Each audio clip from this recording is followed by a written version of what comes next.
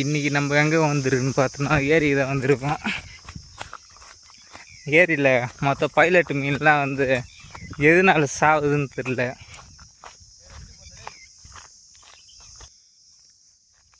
ஒவ்வொரு பைலட்டும் 200-300 கிராம் இருக்குன்னு நினைக்கிறேன். மொத்த மீனுமே சாகுது. தண்ணி வந்து எவ்வளோ டேமேஜ் ஆகிக்குது பாருங்கள். மொத்தமாக கெட்டு போயிடுது தண்ணி. எப்படியும் ஒரு 10 டன்னு பைலட்னா ஏரி ஃபுல்லாக வந்து செத்து போயிருக்கும். மொத்தம் காஞ்சி கருவாடு ஆகுது.